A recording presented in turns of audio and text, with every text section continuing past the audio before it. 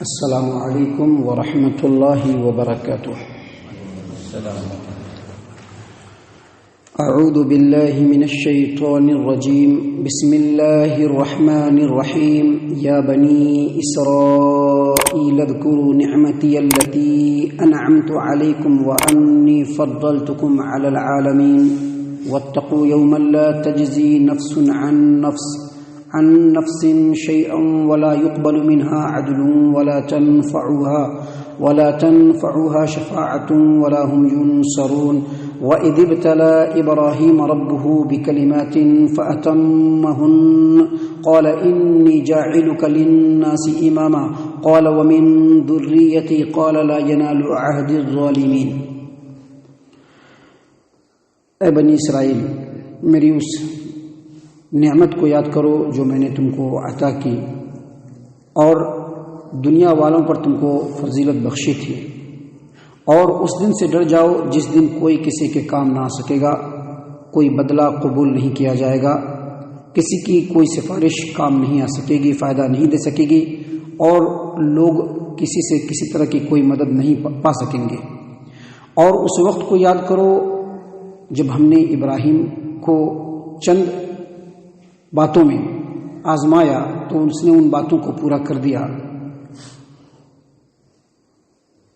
وَإِذِ ابْتَلَىٰ إِبْرَاهِيمَ رَبُّهُ بِكَلِمَاتٍ فَأَتَمَّهُنَّ، اور اس وقت کو یاد کرو جب ابراہیم کو اس کے رب نے چند باتوں میں آزمایا تو ابراہیم نے ان باتوں کو پورا کر دیا۔ قال، اللہ تبارک و تعالیٰ نے فرمایا، انی جاعلک للناس اماما، ابراہیم میں تم کو لوگوں کا امام بنانے والا ہوں۔ قال، ابراہیم علیہ السلام نے کہا، ومن ذریتی، اور کیا میرے ذریت کو بھی؟ تو اللہ تبارک و تعالیٰ نے فرمایا، لا ینال عہد الظالمین، میرا وعدہ ظالموں سے نہیں ہے۔ محترم سامعین کرام، سورۃ البقرہ سورہ نمبر 2، اسی سورت سے آیت نمبر 122، 123، 124، یہ تین آیات آپ کے سامنے تلاوت کی گئی، اور ان تینوں آیات کا ترجمہ بھی آپ کے سامنے پیش کیا گیا۔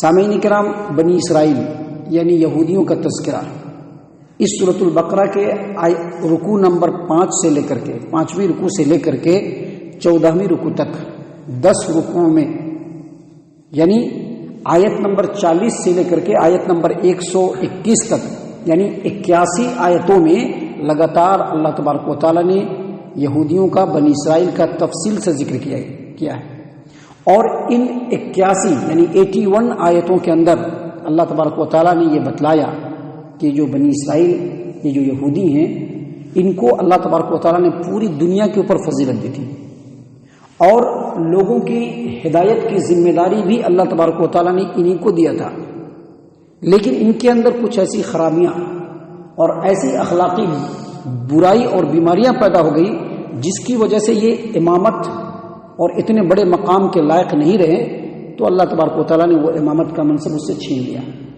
اور پھر اللہ تبارک و تعالیٰ نے یہودیوں کو ہی مخاطب کر کے کہا کہ اس دن سے ڈر جاؤ، اس دن سے ڈر کر کے اپنے خباثتوں سے، اپنی بدماشیوں سے، اپنی نافرمانیوں سے، اللہ اور اس کے رسول کی مخالفت سے، سرکشی سے اور تمام بری عادتوں سے باز آ جاؤ، اس دن سے ڈر کر کہ جس دن کوئی کسی کے کام نہیں آ سکے گا، کوئی بھی کسی کے کام نہیں آئے گا، اور جس دن کسی بھی طرح کا کوئی بدلہ، کوئی فدیہ قبول نہیں کیا جائے گا، جس دن کسی بھی طرح کی کوئی سفارش فائدہ نہیں دے سکے گی، جس دن کسی طرح کی کوئی مدد نہیں مل سکے گی، اس دن سے بچ کر کے اے یہودیوں اپنی تمام حرکات سے، تمام سرکشی سے، تمام چیزوں سے، تمام گناہوں سے، نافرمانیوں سے باز آ جاؤ۔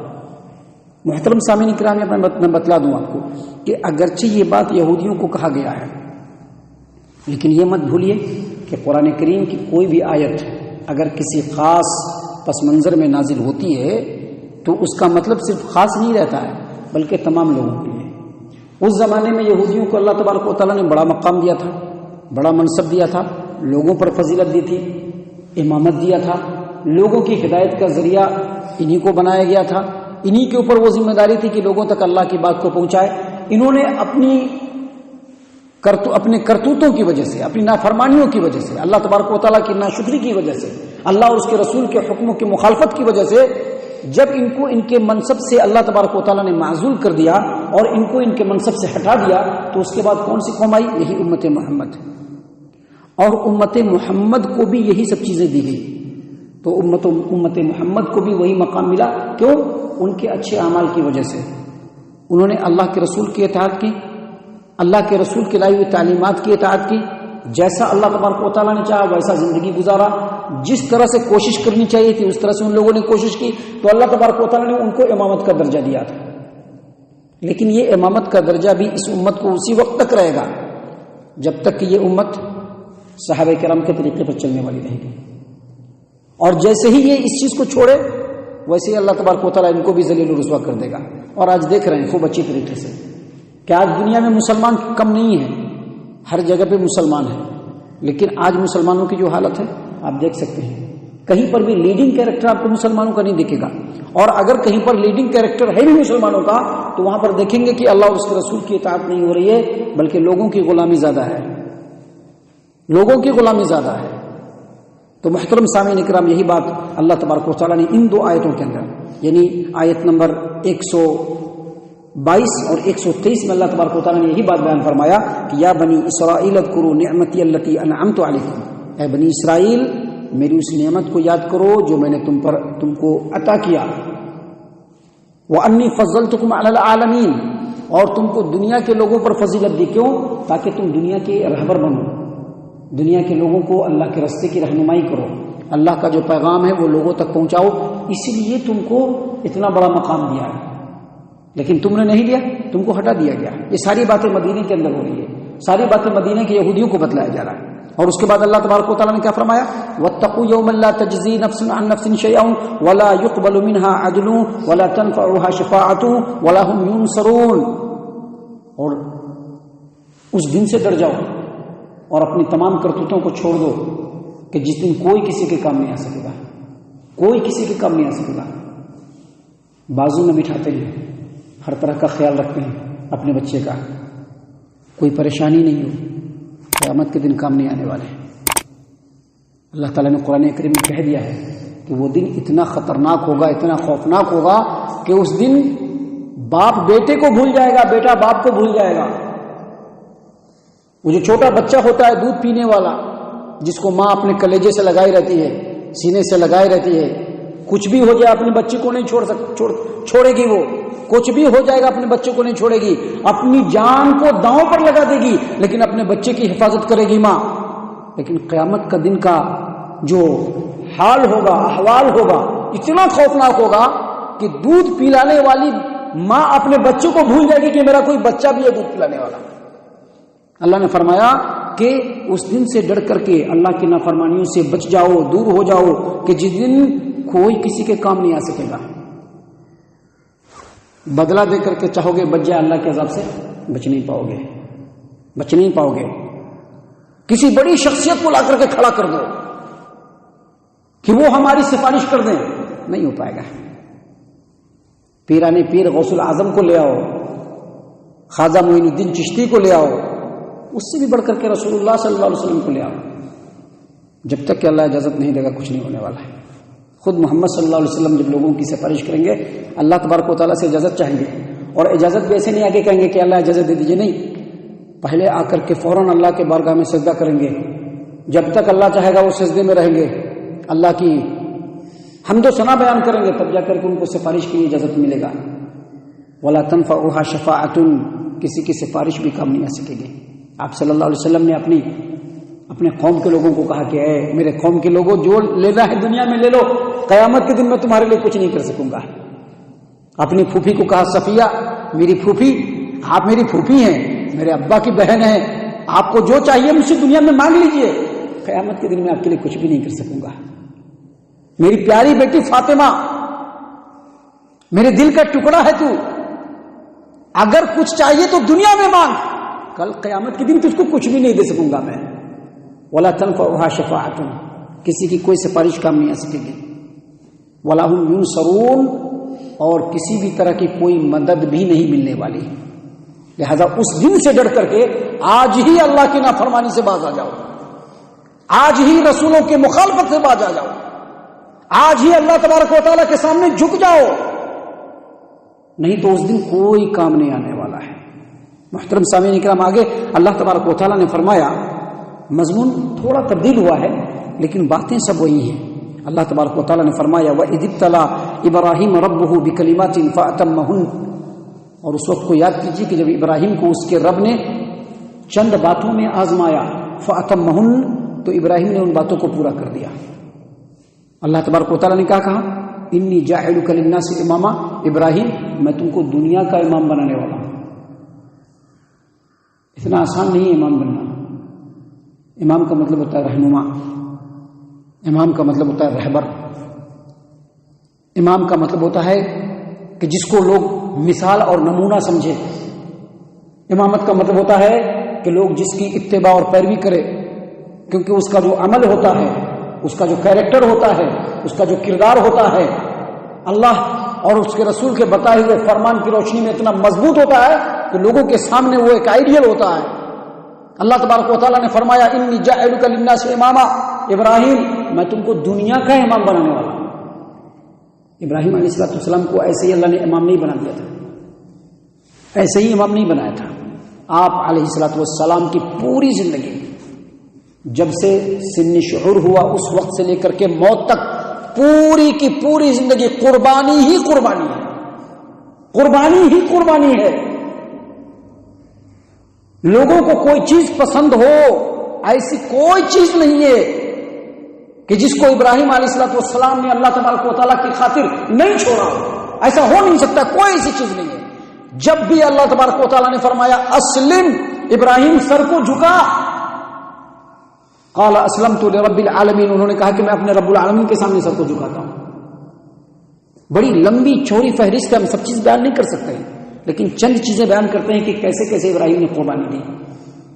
ابراہیم علیہ السلام پیدا ہوئے، کس کے گھر میں پیدا ہوئے؟ بت بنانے والے کے گھر میں، بت بیچنے والے کے گھر میں۔ ہم لوگ مسلمان کے گھر میں پیدا ہوئے ہیں۔ آج ہی خیال کر لینا ہے مولانا صاحب، نیند سے بیدار ہو جائیے، آج ہی خیال کر لینا ہے، ہم لوگ تو ایمان والے کے گھر میں پیدا ہوئے ہیں۔ ابراہیم علیہ السلام کس کے گھر میں پیدا ہوئے؟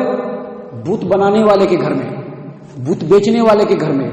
پوری قوم بت بیچنے والی، بت کی پوجا کرنے والی۔ باپ یہ چاہتا تھا کہ جو ابراہیم نے ہمارے ساتھ بیٹھ کر کے بت بنائے، اب یہ ہم کیسا چاہتے ہیں کہ جیسے ہم اللہ کی اطاعت کر رہے ہیں، ہم اللہ کی فرما برداری کر رہے ہیں، ہمارا بچہ بھی ویسے ہی بنے، ہم ایسے ہی چاہتے ہیں۔ ویسے ہی ابراہیم کا باپ بھی چاہتا تھا کہ یہ بت بنانے والا بنے، بت بیچنے والا بنے، لیکن طبیعت تو کچھ اور تھی ابراہیم کی۔ ابراہیم تو اللہ تبارک و تعالیٰ کے سامنے کٹ مرنا چاہ رہے تھے، اللہ کے لیے ہر طرح کی قربانی پیش کرنے کے لیے ریڈی تھے۔ انہوں نے دیکھا کہ یہ تو بت، اور بت کو بنانا، بت کو بیچنا، بت کو سامنے جھکنا، یہ تو اللہ تبارک و تعالیٰ کی توہین ہے۔ اپنے باپ کو سمجھانا شروع کر دیا، یہ تو شرک ہے، یہ تو آپ شرک کر رہے ہیں، یہ تو اللہ کا حق ادا نہیں ہو رہا ہے بلکہ اللہ کی توہین ہو رہی ہے، یہ تو آپ شیطان کی دوستی کر رہے ہیں، ایسا کریں گے تو رحمان کی طرف سے عذاب نازل ہو جائے گا، آپ شیطان کے دوست بن جائیں گے، آپ چھوڑ دیجئے ان چیزوں کو۔ باپ کو سمجھانا شروع کیا، باپ مایوس ہو گیا کہ یہ بیٹا لگتا ہے ہاتھ سے بے ہاتھ ہو گیا، اب کیا کرنا؟ باپ نے دھمکی دیا، میرا گھر چھوڑ، اگر میرے معبودوں کو ذرا سا بھی برا بھلا کہا پتھر مار مار کر کے سنسار کر دوں گا۔ ابراہیم نے کہا کہ ٹھیک ہے، آپ کا گھر آپ کے لیے، میں رب العالمین کی بارگاہ کی طرف چلتا ہوں، میرا رب جدھر چاہے گا مجھ کو لے کے چلا جائے گا۔ غور و فکر کرنے کا مقام ہے کہ آج کے ڈیٹ میں ہم بھی اپنے گھروں کے اندر ہیں، اور ہمارے اپنے پرائے جو ہیں وہ ہم کو گناہوں کے اوپر آمادہ کرتے رہتے ہیں، گناہ کرواتے رہتے ہیں، اور ہم کرتے بھی رہتے ہیں، اور اس کے باوجود ہم اپنے آپ کو اللہ اور اس کے رسول صلی اللہ علیہ وسلم کا متبع اور فرما بردار کہتے ہیں۔ یہ بہت ہی غور و فکر کرنے کا مقام ہے۔ ابراہیم علیہ السلام نے اپنے باپ سے سمجھوتا نہیں کیا، وہ باپ جس نے اپنے نطفے سے، جس کے نطفے سے پیدا ہوئے ابراہیم علیہ السلام، اپنے باپ سے سمجھوتا نہیں کیا، ان کی بے عزتی نہیں کی، بہت اچھے طریقے سے سمجھایا لیکن سمجھوتا نہیں کیا۔ آج ہم لوگ کہاں کہاں سمجھوتا کرتے ہیں ہم کو خود نہیں معلوم ہے، کدھر کدھر سمجھوتا کرتے ہیں ہم کو خود نہیں معلوم ہے، کہاں کہاں اپنے ایمان کا سودا کرتے ہیں ہمیں خود نہیں معلوم ہے. کدھر کدھر اللہ تبارک و تعالیٰ کی نافرمانی کرتے ہوئے لوگوں کو راضی کرنے کی کوشش کرتے ہیں, آج ہمیں خود نہیں معلوم ہے. کہا انی جاعلک للناس اماما, ابراہیم تو نے بڑی قربانی دی, دنیا کا امام بنانے والا, چپکے نہیں ملتا ہے. آج اس شہر ٹپٹور میں بھی آپ جو چند افراد ہیں اللہ نے ان کو چنا ہے, جب چنا ہے اس کو برقرار رکھیے, جب چنا ہے اس کے اندر اور اضافہ کیجیے. فجر کی نیند کو قربان نہیں کر سکتے ہیں, دنیا کے لوگوں کے تانوں کو کیسے قربان کر دیں گے؟ فجر کی نیند کو قربان نہیں کر پا رہے ہیں, فجر میں نیند نہیں ٹوٹ پا رہی ہے. بہت ہی غور و فکر کا مقام ہے. ابراہیم علیہ السلام پوری کی پوری زندگی قربانی ہے.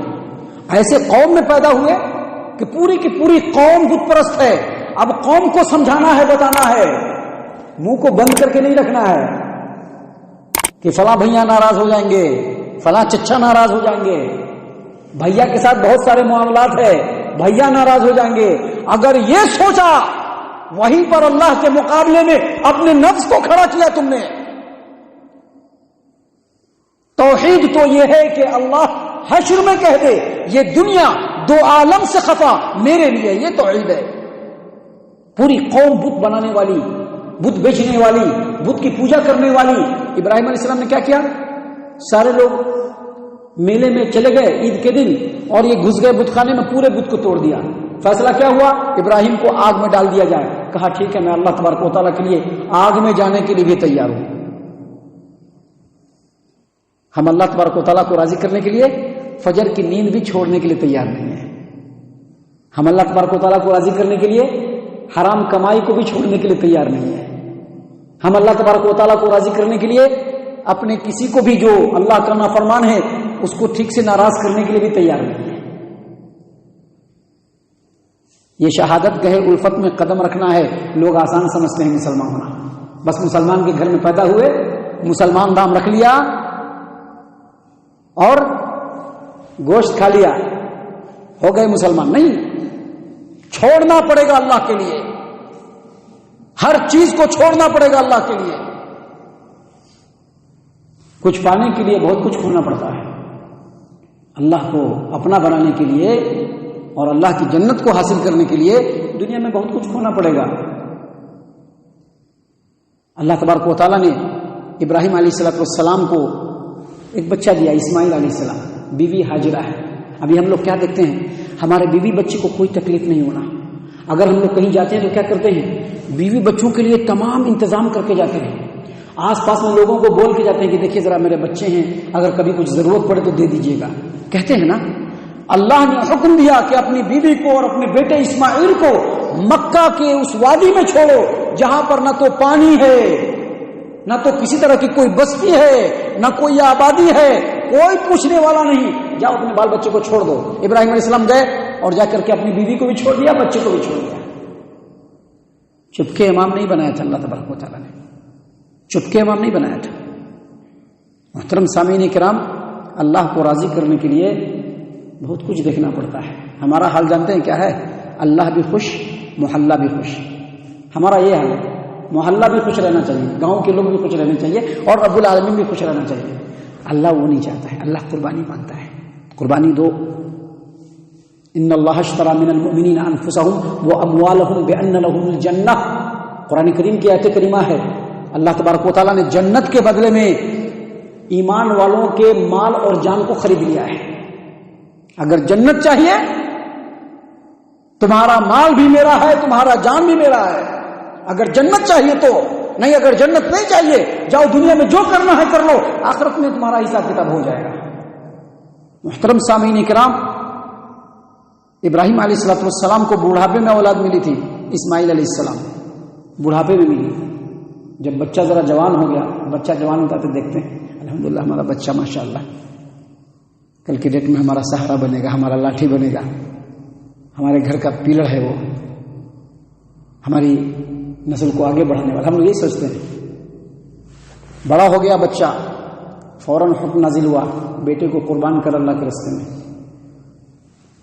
مشورہ نہیں کر رہے ہیں بیوی سے جا کر کے, گھر کے لوگوں سے جا کے مشورہ نہیں کر رہے ہیں، آ رہے ہیں بیٹے کے پاس، دیکھ بیٹا اللہ تبارک و تعالیٰ نے ایسا کہا ہے، بیٹا بھی ویسے ٹھیک ہے ابا قربان کر دیجیے، قربان کرنے کے لیے چلے گئے۔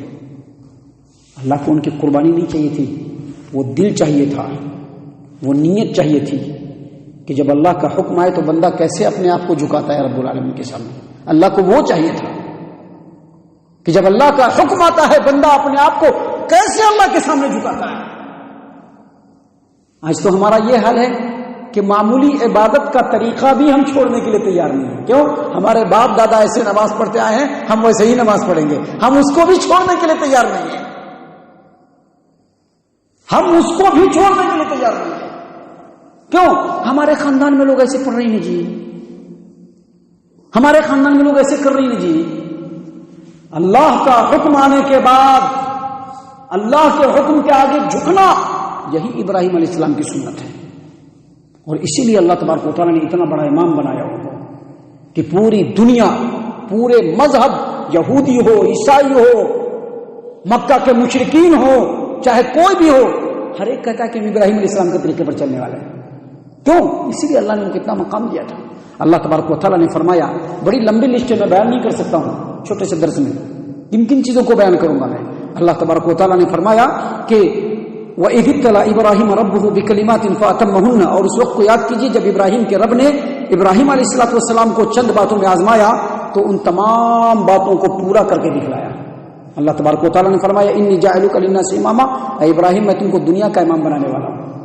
ابراہیم علیہ السلام ان کی بھی ضروریت آنے والی تھی، دل میں ایک بات آئی کہ ہمارا بچہ بھی صحیح ہو، پوچھا، قال، کہا ابراہیم علیہ السلام نے، ومن ذریتی، اے اللہ یہ وعدہ میرے بال بچوں کے ساتھ بھی ہے کیا؟ میری ذریت کے بعد کے لیے بھی ہے کیا؟ میرے آنے والے نسل کے لیے بھی یہی وعدہ ہے کہ ان کو بھی امام بناؤ گے؟ اللہ بتائیے۔ اللہ تبارک و تعالیٰ نے فرمایا لا ینال عہد الظالمین، میرا وعدہ صرف نیک لوگوں سے ہے، ظالموں سے نہیں ہے۔ اگر ہمارا بیٹا ہے نا، کل کی ڈیٹ میں اگر یہ اللہ اور اس کے رسول کا نافرمان ہے، یہ میرا وارث نہیں ہے، یہ میرا وارث نہیں ہے، یہ نہیں چاہیے مجھ کو ایسا وارث۔ وارث نیک ہونا چاہیے، وارث اللہ کا فرما بردار ہونا چاہیے، وارث اس منہج اور اس عقیدے اور اس طریقے کو ماننے والا ہونا چاہیے جو طریقہ اللہ کے رسول صلی اللہ علیہ وسلم بتلا کر کے گئے ہیں، جس کو میں فالو کرتا ہوں، میرا وارث بھی ویسا ہی ہونا چاہیے۔ اس لیے کہ اللہ نے یہاں پر اس لیے کہہ دیا لا ینال عہد الظالمین، یہ جو میں وعدہ کر رہا ہوں کہ میں تم کو اور تمہاری اولاد کو امام بناؤں گا، صرف جو نیک لوگ ہوں گے، جو اللہ اور اس کے رسول کے طریقے پر چلنے والے ہوں گے، جو میرے بتائے ہوئے عقیدے اور منہج کو ماننے والے ہوں گے، ایسے ہی لوگوں سے میرا وعدہ ہے۔ ظالموں سے، غلط کاروں سے، نافرمانوں سے، اللہ کے حکموں کی سے بغاوت کرنے والوں سے میرا یہ وعدہ نہیں، ان کو میں امامت نہیں دوں گا۔ یہیں سے یہ بھی بات واضح ہو جاتی ہے کہ جو یہودی جو اپنے آپ کو بہت برتر سمجھتے تھے اور سمجھتے تھے کہ ہم اہل کتاب ہیں، ہم پیغمبر کے اولاد میں سے ہیں، ہمارا بڑا مقام ہے، اللہ نے کہا کہ نہ، تیرا کچھ بھی مقام نہیں تم لوگوں کا، کیونکہ تم لوگ نافرمان ہو۔ محترم سامعین کرام، اللہ تبارک و تعالیٰ سے دعا ہے کہ اللہ تعالیٰ ہم تمام کو ان تمام باتوں کے اوپر خوب ٹھنڈے دل سے غور و فکر اور تدبر کرنے کی توفیق عنایت فرمائے۔ ہم تمام کو ہمارا رب صحیح معنوں میں پکا سچا مومن مسلمان بنائے۔ اللہ تبارک و تعالیٰ ہم تمام کو جنت الفردوس میں جگہ عطا فرمائے۔ اے اللہ ہم تمام کو جہنم سے پناہ دے، اے رب العالمین ہم تمام کو جہنم سے پناہ دے، اے مالک الملک ہم تمام کو جہنم سے پناہ دے، آمین یا رب العالمین، وما علینا الا البلاغ المبین۔